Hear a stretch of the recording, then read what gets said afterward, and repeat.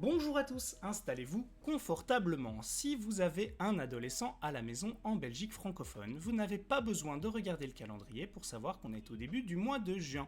L'ambiance à la maison a changé, la tension monte d'un cran, les bureaux se chargent de feuilles de révision, Smart School clignote en rouge, bref, la période des examens de fin d'année est lancée. Mais cette semaine, il n'y a pas que vos ados qui saturent. La machine politique et administrative de la Fédération Wallonie-Bruxelles est elle aussi en pleine surchauffe. Entre le coup de force sur le décret programme dont le vote final a été programmé en urgence pour demain, jeudi 4 juin à 14h, la journée de grève générale qui va paralyser nos écoles ce même jour, la réforme du tronc commun qui abolit la première différenciée à la rentrée, le relèvement du seuil de réussite à 60%, la pénurie de profs, l'échéance du DAS le 8 juin et les débats sur la place des neurosciences à l'école, qu'est-ce qui se joue vraiment sur le terrain pour vos enfants ? C'est le grand décryptage de la semaine. Pas de langue de bois, juste des faits et des solutions concrètes pour vous et vos ados. On fait le point ensemble. Entrons directement dans le vif du sujet avec le dossier le plus brûlant, la tempête autour du décret programme.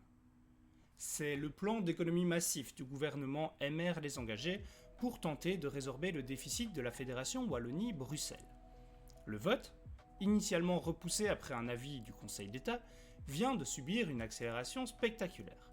Après une adoption en commission de budget dans la nuit de lundi à mardi, la majorité a décidé de convoquer une séance plénière extraordinaire demain, jeudi 4 juin à 14h, pour procéder au vote définitif.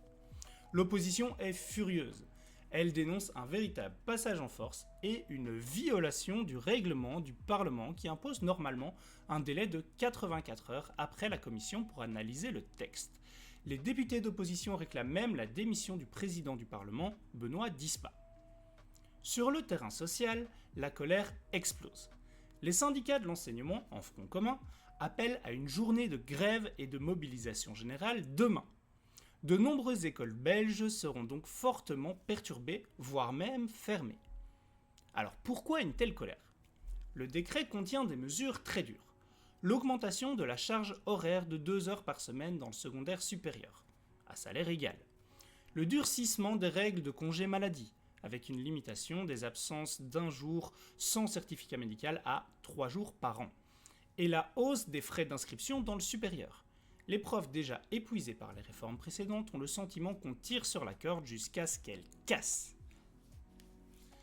Pendant que le décret programme enflamme le Parlement, une autre réforme majeure est, elle, bien actée et entrera en vigueur dès la rentrée de septembre 2026, la refonte de la première année du secondaire.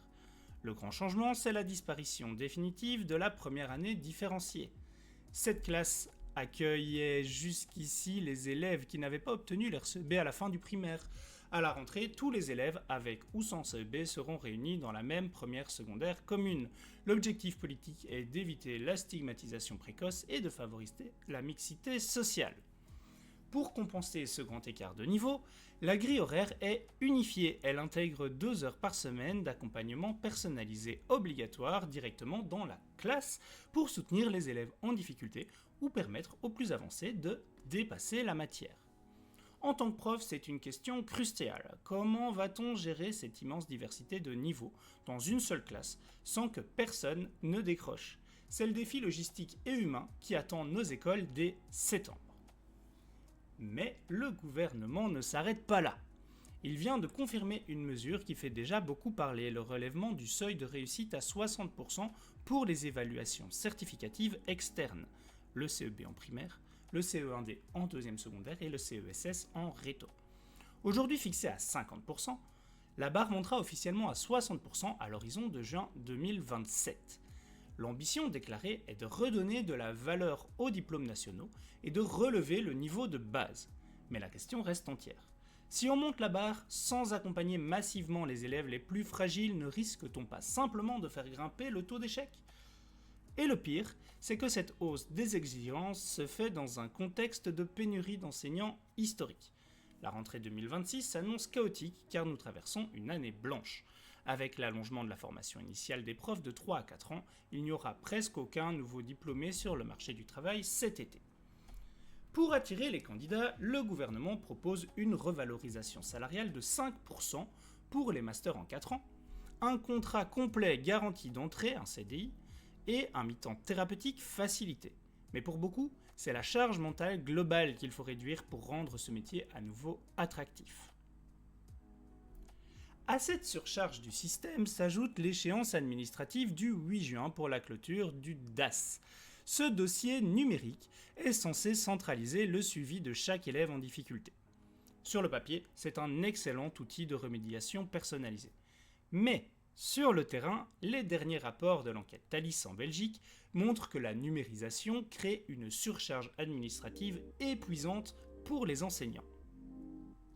Et pour les familles, cela se traduit souvent par une pression invisible. Smart School envoie des notifications en temps réel.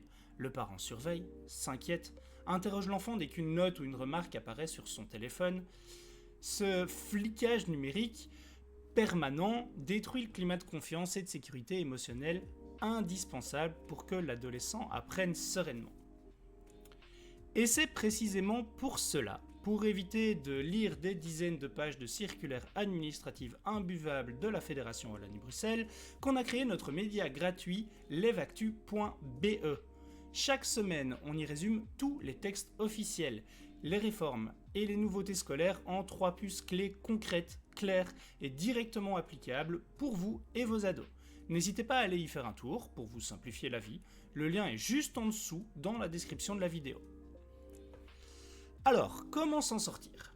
C'est là que les sciences cognitives entrent en jeu, mais pas n'importe comment. Sur la plateforme académique Kerninfo, le dialogue récemment publié entre le célèbre pédagogue Philippe Mérieux et le neuroscientifique Grégoire Borst, qui a travaillé sur la pédagogie et les neurosciences, nous met en garde contre le neuro-enchantement. Il y a d'ailleurs un article critique très intéressant dans Vie sociale et traitement intitulé « Vous ne croyez pas à la science » de Sakeli. Il dénonce cette tentation politique ou administrative de plaquer les neurosciences comme une recette magique ou une justification absolue pour légitimer des décisions scolaires. Un enfant n'est pas juste un cerveau isolé dans une machine. Apprendre est un acte social, émotionnel et relationnel. La science explique comment le cerveau mémorise, mais c'est la pédagogie humaine qui donne l'envie d'apprendre.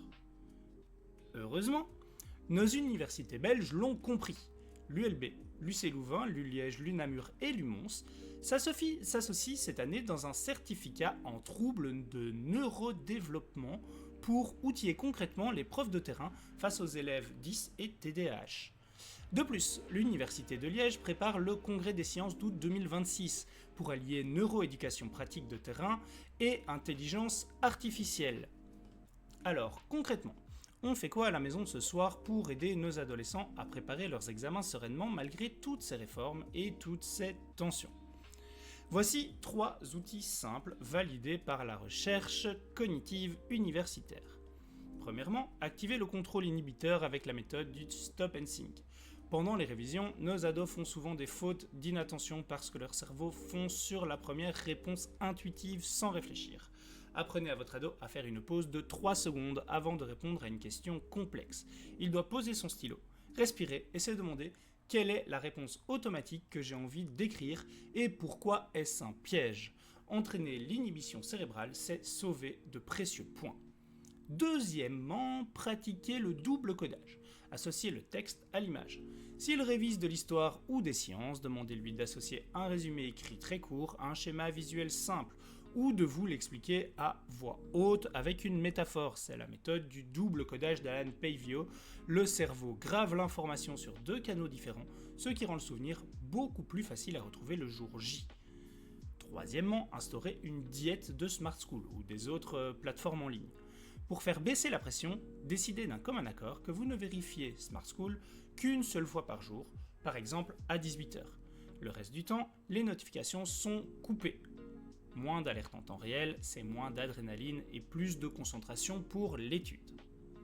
Voilà pour les actualités de cette semaine. Le message de cette semaine est clair, face aux tensions du décret programme et à la bureaucratie du DAC, c'est en revenant à des méthodes d'apprentissage humaines, actives et sereines à la maison qu'on aidera nos enfants à réussir.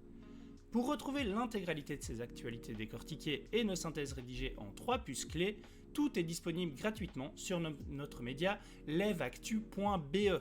J'aimerais beaucoup avoir votre avis dans les commentaires. Que pensez-vous de ce vote extraordinaire de demain et de l'appel à la grève générale dans nos écoles ? Comment appréhendez-vous cette fin d'année ? On est en débat juste ici en dessous. Si ce format vous plaît, pensez à vous abonner à la chaîne et à activer la cloche. Et si vous m'écoutez en podcast, laissez un avis 5 étoiles sur Spotify pour soutenir le relais secondaire. Pour vous accompagner durant ce mois de juin intense, je prépare actuellement des ressources gratuites et un projet d'accompagnement collaboratif sans aucune pression commerciale. Je vous en reparlerai très bientôt. Tenez le cap, faites confiance à vos ados et on se retrouve mercredi prochain. Ciao!